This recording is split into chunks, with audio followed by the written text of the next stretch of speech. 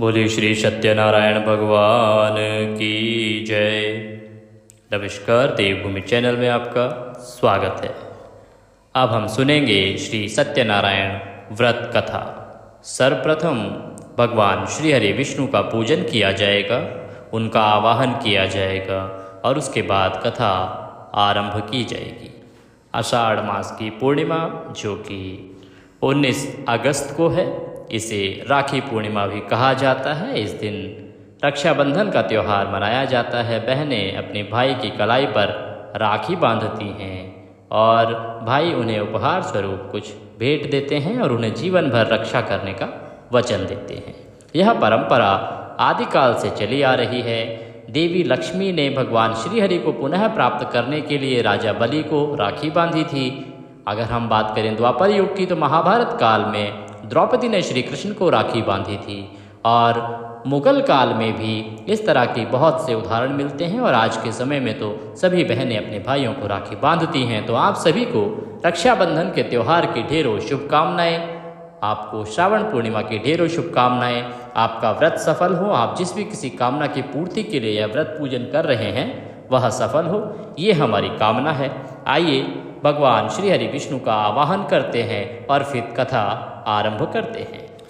शुक्लांबरधरं विष्णु शशिवर्णं चतुर्भुजं प्रसन्नवदनं ध्यायेत् सर्वविघ्नोपशान्तये। शान्ताकारं भुजगशयनं पद्मनाभं सुरेशं विश्वधारं गगनसदृशं मेघवर्णं शुभांगं लक्ष्मीकान्तं कमलनयनं योगिभिर्ध्यानगम्यं वन्दे विष्णुं भवभयहरं सर्वलोकैकनाथं। बोले श्री विष्णु भगवान की जय। चार भुजाओं में शंख चक्र गदा व पद्य धारण करने वाले, शांत स्वरूप शेष सैया पर विराजने वाले नीलवर्ण श्री लक्ष्मी जी के पति, संसार के भय का नाश करने वाले, सबके अधिपति भगवान श्रीहरि विष्णु प्रसन्न हो। हम उन्हें बारंबार नमस्कार करते हैं, नमस्कार करते हैं, नमस्कार करते हैं। कथा आरंभ करें उससे पहले एक निवेदन है कि आप वीडियो को लाइक अवश्य करें। कमेंट बॉक्स में जय श्री हरि विष्णु या जय सत्यनारायण भगवान लिखना ना भूलें। आपका एक लाइक, आपका एक कमेंट हमारे प्रोत्साहन के लिए, हमारे उत्साहवर्धन के लिए अति आवश्यक है, क्योंकि ये एक ज्योतिष संस्थान का चैनल है। इस पर जो भी जानकारी दी जाती है वो सनातन धर्म के प्रचार प्रसार के लिए दी जाती है कि सनातन धर्म के जितने भी मानने वाले हैं उन तक सही जानकारी पहुंचे, क्योंकि आजकल यूट्यूब पर भरमार है गलत जानकारियों को प्रसारित करने वाले चैनल्स की।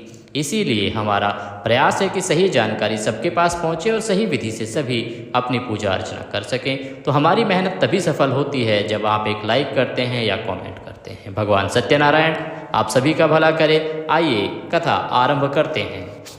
व्यास जी ने कहा, एक समय शौनक आदि सभी मुनिगण नैमिषारण्य में एकत्र हुए और उन्होंने कलयुग में लोगों के हित के लिए वेदों व पुराणों के ज्ञाता श्री सूत जी से पूछा, हे सूत जी, हे वेद वेदांग के ज्ञाता, इस कलयुग में वह कौन सा व्रत तप है जिसके करने से मनवांछित फल मिलता है? हे महामुने, कृपा करके हमें कलयुग में पापों से छुटकारा पाने वाले और धन धान्य देने वाले कोई उपाय बताएं। हम सभी यह पृथ्वी के कल्याण के लिए सुनने के इच्छुक हैं। हम सब ऋषि मुनि आपके श्रीमुख से वह उपाय सुनना चाहते हैं जिससे कि इस कलयुग के समय में सभी पृथ्वीवासियों का भला हो सके। श्री सूत जी बोले, हे मुनि श्रेष्ठ, तुम धन्य हो जिसने प्राणियों के हित के लिए ऐसा उत्तम प्रश्न किया है। एक बार ऐसा ही प्रश्न नारद जी ने भगवान कमलापति से किया था, वही मैं आप सबको सुनाता हूँ। एक बार नारद जी भ्रमण करते करते पृथ्वी लोक में जा पहुँचे। उनका यह भ्रमण तीनों लोकों के प्राणियों के परोपकार की भावना को लेकर था। पृथ्वी लोक में जाकर उन्होंने देखा कि वहाँ लोग तरह तरह के कष्ट भोग रहे हैं। वे बार बार मृत्यु को प्राप्त होते हैं और हर बार विभिन्न योनियों में जन्म लेकर अपने कर्मों का फल भोगते हैं, अपने पापों को भोगते हैं। उन सभी दुखी प्राणियों को देखकर नारद सोचने लगे कि इसका कष्ट किस प्रकार से दूर हो, ये सभी किस प्रकार से इस कष्ट से मुक्त हों, किस प्रकार इन्हें इन दुखों से मुक्ति मिले। यही सब सोचते सोचते वह विष्णु लोक में आ गए। वहाँ 4 भुजा भगवान विष्णु शेष शैया पर विराज रहे थे। वे शंख चक्र गदा व कमल अपने हाथों में धारण किए हुए थे। गले में वनमाल पड़ी थी। नारद जी ने मुग्ध भाव से उन्हें देखा, फिर बोले, हे श्रीहरि, मन और वाणी से परे हैं, अनंत शक्तिधारी, मैं आपको प्रणाम करता हूँ। हे प्रभु, आपका न आदि है, न मध्य है और न अंत है। आप इससे सर्वथा मुक्त हैं। हे सर्वात्मा, हे आदिकरण, मैं आपको बारंबार नमस्कार करता हूँ। नारद जी की स्तुति सुनकर भगवान विष्णु ने मुस्कुराकर पूछा, हे नारद, तुम्हारे मन में अवश्य ही कोई ऐसी बात है जिसके कारण तुम यहाँ आए हो। तुम्हारे मन में क्या है, मुझे सब कुछ बतलाओ। भगवान के ऐसे वचन सुनकर नारद जी ने कहा, हे प्रभु, मृत्युलोक में सभी प्राणी अपने पाप कर्मों के कारण बार बार विभिन्न योनियों में जन्म लेकर कष्ट भोग रहे हैं। हे भगवान, यदि आप मुझ पर कृपा रखते हैं तो इन प्राणियों के दुख दूर करने का कोई सुगम उपाय बताएं, कोई छोटा उपाय बताएं जो करना भी आसान हो, जो पृथ्वी के सभी वासी कर भी सकें। भगवान श्री विष्णु बोले, हे नारद, तुम हमेशा सबका हित चाहते हो, तुम साधु हो। प्राणियों के कल्याण के लिए यह तुमने बड़ा ही उत्तम प्रश्न किया है। मैं तुम्हें बताता हूँ कि किस व्रत को करने से व्यक्ति मोह से छूट जाता है। हे नारद, जो व्रत मैं तुम्हें बताने जा रहा हूँ वह स्वर्ग और मृत्युलोक दोनों में दुर्लभ है, किंतु तुम्हारे स्नेह के कारण मैं तुम्हें इस व्रत का पूरा विधि विधान बताता हूँ। हे नारद, भगवान सत्यनारायण का विधिपूर्वक व्रत करने से तत्काल ही सुख प्राप्त होता है और अंत में प्राणी मोक्ष का अधिकारी हो जाता है। श्री विष्णु के मुख से ऐसे प्रीतियुक्त वचन सुनकर नारद जी ने कहा, हे प्रभु, इस व्रत के करने से क्या फल प्राप्त होता है, इसकी विधि और समय क्या है तथा इसे पहले किस किसने किया है, कृपा करके यह सभी विस्तार पूर्वक बताएं। भगवान श्री विष्णु बोले, हे नारद, यह व्रत दुख और शोक को दूर करने वाला है। इससे धन धान्य में वृद्धि होती है तथा सौभाग्य व संतान की प्राप्ति होती है। प्राणी के चारों दिशाओं में विजय श्री दिलाने वाले इस व्रत को व्यक्ति किसी भी दिन पूर्ण श्रद्धा व भक्ति के साथ कर सकता है। सायंकाल को धर्म में पूरी आस्था रखते हुए बंधु बांधवों सहित किसी ब्राह्मण के सहयोग से भगवान श्री सत्यनारायण जी का पूजन करना चाहिए।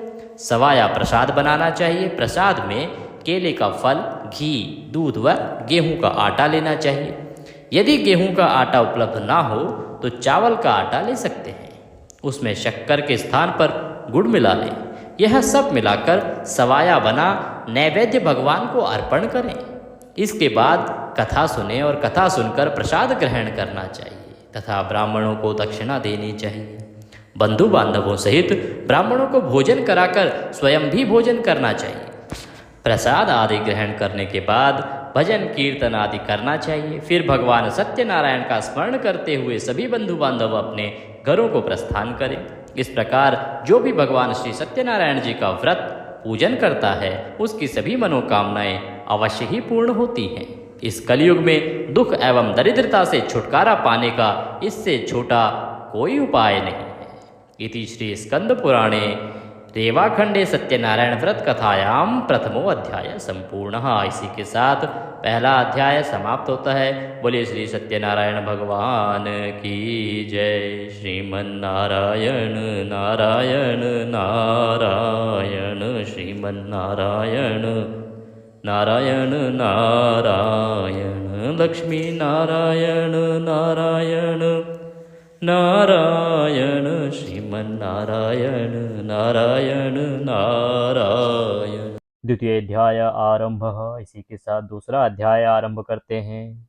सूत जी बोले, हे मुनीश्वर, पहले इस व्रत को किसने किया? अब मैं तुम्हें इस विषय में बतलाता हूँ, सुनिए। बहुत ही रमणीय स्थल काशीपुर में एक बड़ा ही निर्धन ब्राह्मण रहता था। वह भूख प्यास से दुखी यहाँ वहाँ भटका और भिक्षा मांगकर पेट भरता था। इस ब्राह्मण को दुखी देखकर ब्राह्मणों से प्यार करने वाले भगवान विष्णु बड़े ही व्यथित हुए।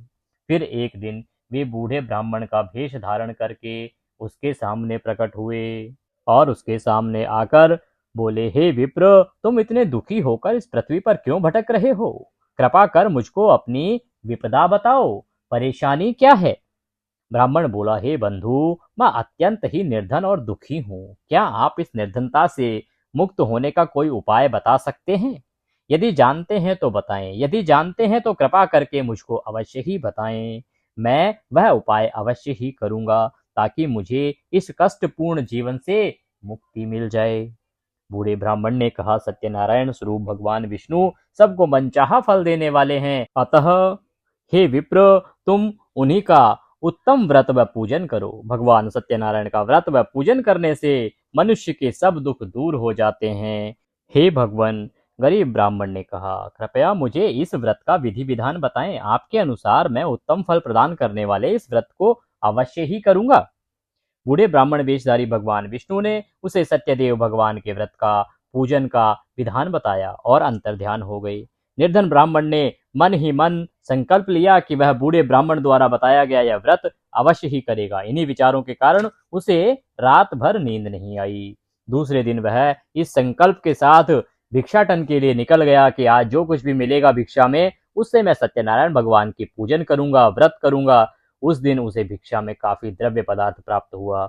उसी से ब्राह्मण ने अपने बंधु बांधवों सहित श्री सत्यनारायण भगवान का व्रत किया। व्रत के प्रभाव और भगवान सत्यदेव की कृपा से वह सम्मानित हो गया।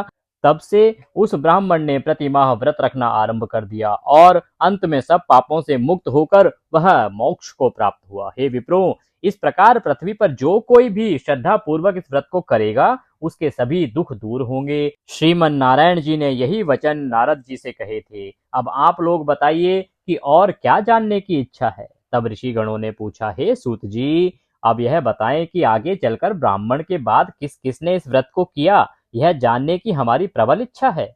श्री सूत जी बोले, उस ब्राह्मण से सुनकर आगे यह व्रत किन किन लोगों ने किया यह भी ध्यान पूर्वक सुनो, मैं बतलाता हूँ। वह ब्राह्मण धन धान्य से भरपूर होकर एक बार व्रत कर रहा था कि एक लकड़हारा वहां आ गया।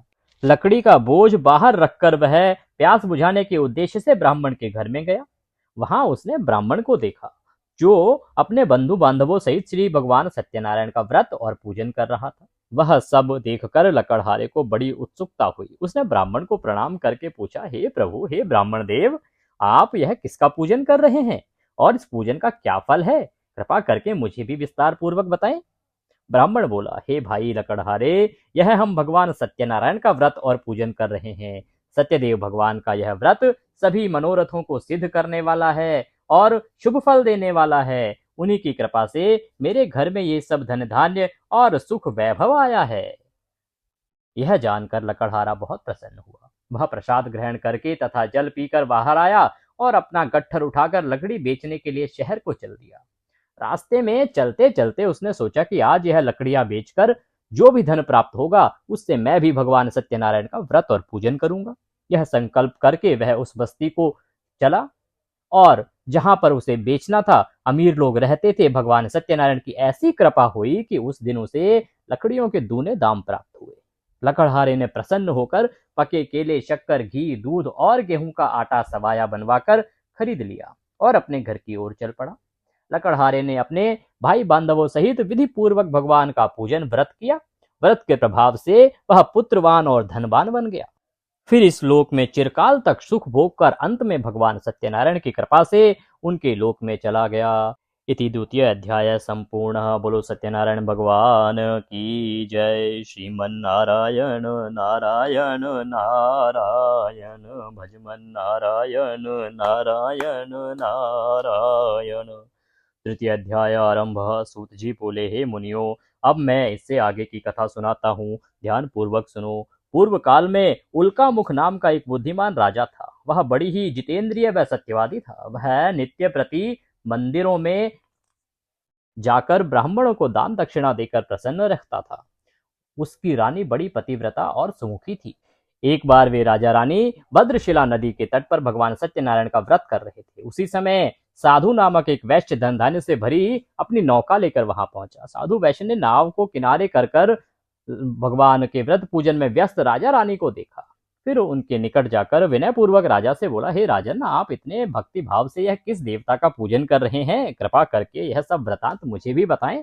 राजा उसकी विनय सुनकर बोला, हे वैश्य, हम अपने बंधु बांधवों सहित विष्णु भगवान जैसे तेजस्वी भगवान श्री सत्यनारायण जी का व्रत और पूजन कर रहे हैं। यह सब हम पुत्र आदि की प्राप्ति के लिए कर रहे हैं। राजा की बात सुनकर साधु बोला, महाराज, आप कृपा करके मुझे भी इस व्रत के संबंध में सारा विधान बताएं, ताकि मैं भी यह व्रत कर सकूं। मेरे भी कोई संतान नहीं है, क्या इस व्रत के प्रभाव से मेरे संतान हो जाएगी? वो बोले, अवश्य होगी वैश्य, भगवान सत्यदेव किसी को कभी निराश नहीं करते हैं। यह कहकर राजा ने उसे व्रत से संबंधित पूरा विधि विधान बता दिया। सब कुछ जान लेने के बाद वैश्य खुशी खुशी अपने घर चल दिया। घर पहुंचकर उसने अपनी पत्नी लीलावती सब वृतांत जा सुनाया। फिर बोला, यदि हमारे घर संतान हुई तो हम भी सत्यनारायण भगवान का व्रत करेंगे। उसकी पत्नी यह सुनकर बहुत प्रसन्न हुई। इस प्रकार दिन गुजरने लगे और कुछ समय बाद लीलावती गर्भवती हो गई। 10वें माह में उसने एक कन्या को जन्म दिया। यह कन्या चंद्र की कला की तरह दिनों दिन बढ़ने लगी। इस कन्या का नाम कलावती रखा गया। एक दिन लीलावती ने अपने पति से कहा, स्वामी, आपने कहा था कि जब हमारी संतान उत्पन्न हो जाएगी तब हम भगवान सत्यनारायण का व्रत पूजन करेंगे। अब आप अपने संकल्प के अनुसार यह कार्य क्यों नहीं करते हैं? साधु बोला, हे प्रिय, हम कन्या के विवाह के समय यह व्रत कर लेंगे। इसके बाद वैश्य पुनः अपने काम से दूर नगर को चला गया। इधर कन्या भगवान सत्यनारायण की कृपा से तेजी से बढ़ रही थी। एक दिन वैश्य ने अपनी पुत्री को सहेलियों के साथ विचरण करते देखा तो उसे सुधि आई कि कन्या सयानी हो गई है और अब इसका विवाह कर देना चाहिए। अतः पत्नी से विचार विमर्श करके उसने शीघ्र ही कन्या के योग्य वर तलाशने के लिए अपने दूतों को भेज दिया। वैश्य की आज्ञा पाकर दूत सर्वप्रथम सुसंपन्न कांचन नगर को चले गए। कुछ दिनों बाद वे वहां से एक बड़े गुणवान और सुंदर वैश्य पुत्र को अपने साथ ले आए। साधु वैश्य ने अपने बंधु बांधवों सहित उसे देखा और वार्तालाप करके संतुष्ट हो गया। फिर कुछ दिन बाद उसने विधि पूर्वक अपनी कन्या का विवाह उसके साथ कर दिया। लेकिन दुर्भाग्यवश उस समय भी वह भगवान श्री सत्यनारायण जी का व्रत और पूजन करना भूल गया। परिणाम स्वरूप श्री सत्यनारायण भगवान रुष्ट हो गए। इस प्रकार कुछ समय बीत गया। अब वैश्य ने सोचा कि व्यापार के लिए चलना चाहिए। अपने कार्य के प्रति वह सदा ही सचेत रहता था। अतः अपने जमाता को लेकर वह व्यापार के लिए चल दिया। इस बार वह समुद्र के समीप रत्न सागर नामक सुंदर और संपन्न नगर गया। वहां जाकर वह अपने जमाता के साथ व्यापार में व्यस्त हो गया। इस सुंदर और संपन्न नगर में राजा चंद्रकेतु का राज्य था। उस समय अपनी प्रतिज्ञा से भ्रष्ट हुए वैश्य को भगवान सत्यनारायण ने श्राप दिया कि हे वैश्य, तू घोर कष्ट को प्राप्त होगा। एक दिन राजा की संपत्ति चुराकर एक चोर वहां गया जहां वैश्य साधु और उसका जमाता ठहरे हुए थे। उसके पीछे राजा के सिपाही लगे हुए थे। जब चोर आगे आगे भाग रहा था और पीछे पीछे सिपाही थे तो चोर वहां चला गया जहां पर जो वैश्य था और जो जमाता था उसका, वो दोनों रुके हुए थे। अतः डर के मारे उसने राजा का चुराया हुआ सारा धन वहीं छोड़ दिया। चोर ने क्या किया कि वो जो जब सिपाहियों को पीछे आता देखा तो वो जो धन था वो सारा वहीं छोड़ दिया और वहां से आलोप हो गया। उसके पीछे पीछे आए सिपाहियों ने राजा का धन वहां पड़ा देखा तो चोरी के अपराध में उन दोनों वैश्यों को बंदी बना लिया, क्योंकि वो दोनों वहां पे थे और धन वहां पे पड़ा था। हर्षित होकर सिपाहियों ने जाकर राजा को बताया, महाराज, राजमहल में चोरी करने वाले दोनों चोरों को हम पकड़ लाए हैं, आप देखकर आज्ञा दें। राजा ने बिना कुछ देखे भाले और विचार किए आज्ञा दी कि इन दोनों को बंदी गृह में डाल दिया जाए। भगवान श्री सत्यनारायण जी की माया से किसी ने भी उनकी बात नहीं सुनी। राजा चंद्रकेतु की आज्ञा से उनका सारा धन भी छीन लिया गया। उधर भगवान के शाप के कारण वैश्य की पत्नी भी बहुत दुखी हो गई। उसके घर की सारी संपत्ति चोर ले गए। वह शरीर से रुग्ण होकर चिंतित अवस्था में अन्न के लिए घर घर भटकने लगी। पहनने ओढ़ने की क्या कहें, घर में खाने को अन्न के दाने भी नहीं रहे। ऐसा ही हाल उसकी पुत्री कलावती का भी हुआ। एक दिन भूखी प्यासी कलावती एक ब्राह्मण के यहाँ गई जहाँ उसने भगवान सत्यनारायण जी का व्रत व पूजन होते देखा। उसने वहां बैठकर बड़ी श्रद्धा से कथा सुनी और प्रसाद लेकर रात को अपने घर लौटी। घर आने पर उसकी माँ ने पूछा, बेटी, इतनी रात गए तक तू कहाँ थी तथा तेरे मन में क्या है? कलावती ने माँ को बताया, मैंने एक ब्राह्मण के घर पर सभी मनोकामनाओं को पूर्ण करने वाले भगवान सत्यनारायण का व्रत होते देखा है। मैं भी वहां थी और श्रद्धा पूर्वक कथा श्रवण कर रही थी। कन्या की बात सुनकर वैश्य की पत्नी को तत्काल स्मरण हो आया कि उसके पति ने व्रत करने का संकल्प लिया था किंतु आज तक व्रत नहीं किया। उसने सोचा कि संभव है इसीलिए हम पर यह कष्ट आया हो। यह सोचकर उसने तत्काल निर्णय लिया कि अपनी पुत्री के साथ वह भी इस व्रत को करेगी। दूसरे ही दिन लीलावती ने अपने बंधु बांधवों के साथ व्रत किया और भगवान सत्यदेव से प्रार्थना की कि उसके पति व जमाता शीघ्र लौट आएं और प्रभु सत्यनारायण उनके अपराध को क्षमा करें। लीलावती द्वारा किए गए व्रत और उसकी प्रार्थना को सुनकर भगवान सत्यदेव प्रसन्न हो गए। उसी रात उन्होंने स्वप्न में राजा चंद्रकेतु को दर्शन देकर आज्ञा दी कि हे राजा, सवेरा होते ही उन दोनों वैश्यों को मुक्त कर देना तथा उनका छीना हुआ धन भी लौटा देना। यदि ऐसा नहीं करेगा तो मैं धन और पुत्रों सहित तेरे राज्य का नाश कर दूंगा। इतना कहकर भगवान अंतर्ध्यान हो गए। सुबह राजा की आंखें खुली तो उसने अपने सभी सभासदों को अपने स्वप्न के विषय में बताया। फिर आदेश दिया कि चोरी के अपराध में बंदी उन वैश्यों को तत्काल छोड़ दिया जाए और हमारे समक्ष लाया जाए। सिपाही आदर सहित उन दोनों को राजा के समक्ष ले आए। दोनों ने नम्रता से राजा को नमस्कार किया। वे डर रहे थे कि राजा न जाने अब क्या आज्ञा दे, लेकिन उन्हें देखकर बड़े ही आदर भाव से राजा ने कहा, भगवान ने आपको कष्ट दिए हैं, किंतु अब डरने की बात नहीं है। यह कहकर राजा ने बेड़ियां कटवाकर उनकी हजामत वगैरह बनवाई और गहन वस्त्रों से उन्हें अलंकृत करके उनकी प्रशंसा की। उनका जो धन छीना था उससे दुगना धन देकर उन्हें विदा किया। दोनों ने राजा को प्रणाम किया तथा धन लेकर खुशी खुशी अपने घर को चल दिए। इति स्कंद पुराणे रेवाखंडे सत्यनारायण व्रत कथायाम तृतीय अध्याय समाप्तः। बोलो सत्यनारायण भगवान की जय। श्रीमन नारायण नारायण नारायण भजमन नारायण नारायण नारायण। चतुर्थो अध्याय आरंभ। सूत जी बोले, इस प्रकार साधु नामक वैश्य मंगल स्मरण करके और ब्राह्मणों को दक्षिणा आदि देकर अपने घर चल दिए। अभी वो कुछ ही दूर चला था तो भगवान सत्यनारायण ने साधु वैश्य की मनोवृत्ति जानने के लिए कि भाई अब इसका अभी ये थोड़ा बहुत ठीक हुए भी हैं कि अभी भी वैसे ही है, तो उसके उद्देश्य से दंडी का वेश धारण किया और वहां जाकर उससे पूछा, हे वैश्य, तेरी नाव में क्या है? धन के मद में चूर वैश्य ने कहा, हे दंडी स्वामी, क्या तुम्हें मुद्रा चाहिए? मेरी नाव में तो बेलपत्र भरे हैं। वैश्य के ऐसे निष्ठुर वचन सुनकर दंडी वेशधारी भगवान सत्यनारायण ने कहा, हे वैश्य, तुम्हारा कहना सत्य हो। इतना कह दंडी वैश्य के पास से हटकर कुछ दूर समुद्र के किनारे जाकर बैठ गए। दंडी के जाने के बाद साधु ने महसूस किया कि नाव काफी हल्की हो गई है और फूली फूली दिख रही है। वह बहुत ही चकित हुआ और कपड़ा हटाकर देखा, धन के स्थान पर बेलपत्र देखकर उसे मूर्छा आ गई। उसके जामाता ने उसे संभाला और जल आदि छिड़क कर होश में लाया। होश में आने पर वह अपने धन के लिए विलाप करने लगा। तब उसके दामाद ने कहा, इस प्रकार का शोक क्यों करते हो? यह उस दंडी स्वामी का श्राप है। वह दंडी सर्वसमर्थ है, इसमें संशय नहीं। उनकी शरण में चलिए, वहां जाने पर ही मनोवांछित फल की प्राप्ति होगी। दामाद का कहना मानकर वैश्य दंडी स्वामी की शरण में गया और प्रणाम कर आदर पूर्वक बोला, हे प्रभु, मैंने जो कुछ भी आपसे कहा था उसके लिए मुझे क्षमा कर दें। ऐसा कहते समय वह महाशोक से व्याकुल हो उठा। वैश्य को रोते हुए देखकर दंडी स्वामी ने कहा, रो मत। सुनो साधु, तुम मेरी पूजा से विमुख हुए हो। हे कुबुद्धे, इसीलिए मेरी आज्ञा से ही तू बार बार दुख भोग रहा है। अब वैश्य को सारी बात समझ आ गई।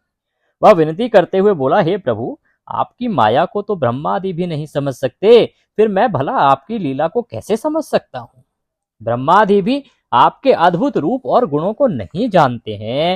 हे प्रभु, मुझ पर प्रसन्न हो। मैं माया से भ्रमित मूढ़ बुद्धि आपको कैसे पहचान सकता हूँ? मैं अपनी सामर्थ्य अनुसार आपकी पूजा करूंगा, कृपया प्रसन्न हो। हे प्रभु, मेरा धन जैसा पहले था वैसा ही कर दें। मैं आपकी शरण में हूँ, मेरी रक्षा करें। वैश्य के ऐसे भक्ति युक्त वचनों को सुनकर भगवान सत्यनारायण प्रसन्न हुए और वैश्य को मनचाहा वर देकर अंतर्ध्यान हो गए। तब वैश्य अपनी नाव पर आया तो उसने उसे धन से भरा पाया। वह बोला, भगवान सत्यदेव की कृपा से मेरी मनोकामना पूर्ण हुई है। फिर उसने अपने जमाता और साथियों सहित भगवान सत्यनारायण की पूजा की। भगवान सत्यदेव की कृपा से साधु बहुत प्रसन्न हुआ। फिर नाव द्वारा अपने देश को चल दिया।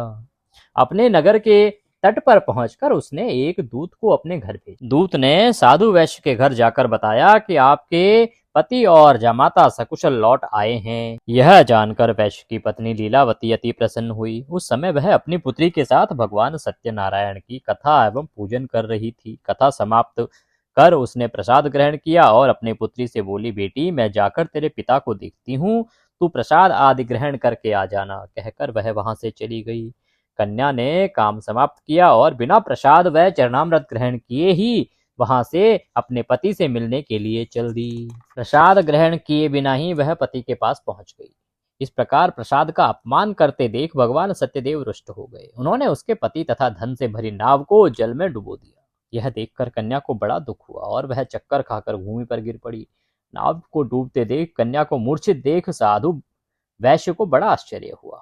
मल्लाह भी अचरज करने लगे। लीलावती बेटी की ऐसी हालत देखकर बड़ी व्याकुल हुई और अपने पति से बोली, हे स्वामी, नाव सहित जमाता कहाँ और कैसे गायब हो गए? मुझे तो लगता है यह अवश्य ही किसी देवता का कोप है।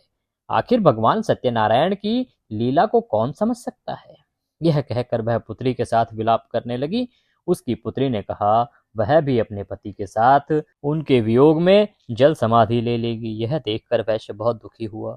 उसे समझते देर न लगी कि यह सब भगवान सत्यदेव के कुपित हो जाने के कारण ही हुआ है। पुत्री या पत्नी से अवश्य ही कोई भूल हुई है। आखिर उनकी माया को कौन समझ सकता है? मैं स्वयं उनकी माया से मोहित हूँ।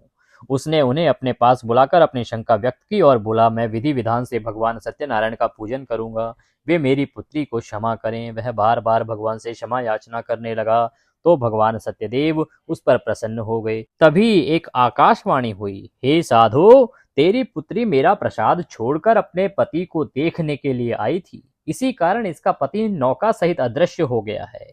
यदि यह घर जाकर प्रसाद ग्रहण करके आए तो इसका पति इसे अवश्य ही मिल जाएगा, इसमें कोई संशय नहीं है।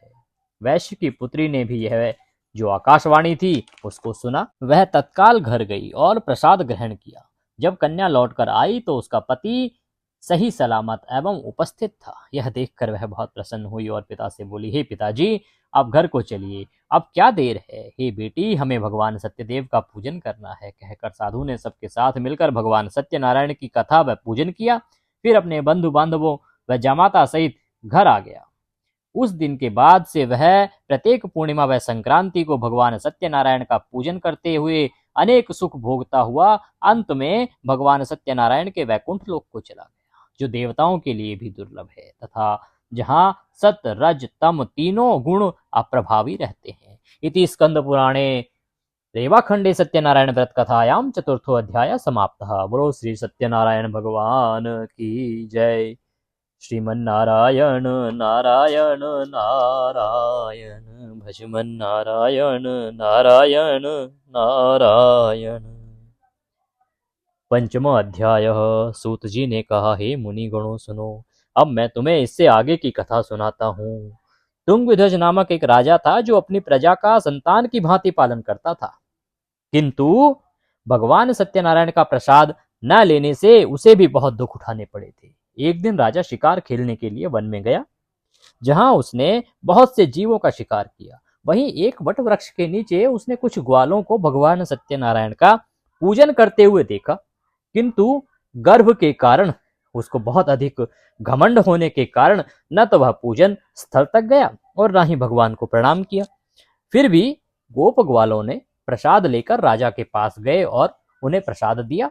प्रसाद राजा के समीप रखकर वे पूजन स्थल पर को लौट गए। राजा ने प्रसाद की ओर देखा भी नहीं, जिसके कारण उसे बड़ा ही दुख भोगना पड़ा। उसके 100 पुत्र, धन धान्य व राज्य सभी कुछ नष्ट हो गए। अतः राजा वहीं पहुंचा जहां भगवान सत्यदेव का पूजन हो रहा था। वहां जाकर राजा ने ग्वाल बालों संग भगवान सत्यनारायण का पूजन किया और क्षमा याचना की। इससे भगवान सत्यनारायण प्रसन्न हो गए। उनकी कृपा से उसे पुत्र आदि सब कुछ पुनः प्राप्त हो गया। फिर इस जीवन में सुख भोग कर अंत में वह सत्यनारायण भगवान के लोक को चला गया। इस परम दुर्लभ सत्यनारायण व्रत को जो भी धारण करता है और इसकी फलदायी कथा को भक्ति पूर्वक सुनता है, उसे श्री सत्यनारायण की कृपा से भरपूर धन धान्य आदि प्राप्त होते हैं। दरिद्र धन पाते हैं, बंधी बंधनों से मुक्त हो जाते हैं, भयग्रस्त का भय मिट जाता है। यह निसंदेह सत्य है। इस कथा व व्रत के प्रभाव से व्यक्ति जीवन भर सुख भोग कर अंत में सत्यलोक को पाता है। हे विप्रो, यह मैंने सत्यनारायण व्रत की कथा कही। इसके प्रभाव से व्यक्ति सब बंधनों से मुक्त हो जाता है। यह व्रत पूजन कलयुग में विशेष फलदायी है। भगवान सत्यनारायण अलग अलग समय में अलग अलग रूप में अपने भक्तों को सुख पहुंचाते हैं। कोई उन्हें काल कहता है, कोई ईश्वर कहता है, कोई सत्यदेव तो कोई सत्यनारायण। अनेक रूप धरकर भी वे मनचाहा फल देने वाले हैं। कलयुग में सत्यव्रत रूपी सनातन सत्यनारायण ही होंगे। सभी को मनचाहा फल देने के लिए भगवान विष्णु ने सत्यनारायण का रूप धर लिया है। हे मुनिगण, जो इस कथा का नित्य पाठ करेंगे अथवा सुनेंगे, श्री सत्यनारायण की कृपा से उनके समस्त पाप नष्ट हो जाएंगे। सूत जी बोले, हे मुनीश्वरों, जिन्होंने सत्यनारायण का व्रत पहले किया था उनके अगले जन्म की कथा सुनाता हूँ, सुनो। महान बुद्धिमान शतानंद ब्राह्मण सुदामा हुआ और कृष्ण की आराधना कर मोक्ष को प्राप्त हुआ। लकड़ी बेचने वाला लकड़हारा भील गोहराज बना और श्री राम जी की सेवा कर मोक्ष का अधिकारी हुआ। राजा उल्कामुख महाराज दशरथ हुए और श्री रंगनाथ की पूजा कर वैकुंठवासी हुए। साधु नामक वैश्य सत्यव्रतधारी मोरध्वज राजा बना। वह आधा शरीर आरे से चीरकर दान देने के कारण मोक्ष को प्राप्त हुआ। राजा तुंगध्वज स्वयंभू मनु हुए। वे सभी को वैष्णव पथ पर लगा भागवत बना वैकुंठ को गए। इति स्कंद पुराणे रेवाखंडे सत्यनारायण व्रत कथायां पंचमो अध्याय समाप्तः। बोलो सत्यनारायण भगवान की जय। श्रीमन्नारायण नारायण नारायण, लक्ष्मी नारायण नारायण नारायण। इसी के साथ सत्यनारायण व्रत कथा पूजन यहाँ पर समाप्त होता है। भगवान सत्यनारायण आपसे प्रसन्न हो और आपकी सभी इच्छाएं पूरी करें, इसी कामना के साथ अभी आपसे लेते हैं विदा।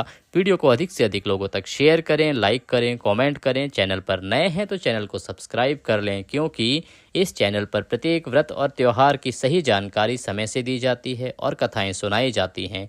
तो आपके प्रत्येक व्रत और त्यौहार की जानकारी आपको समय से मिलती रहेगी।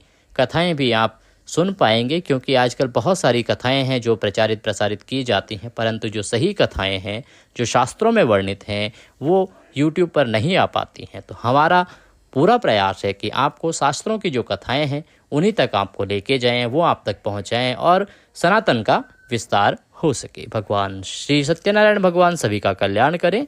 नमस्कार।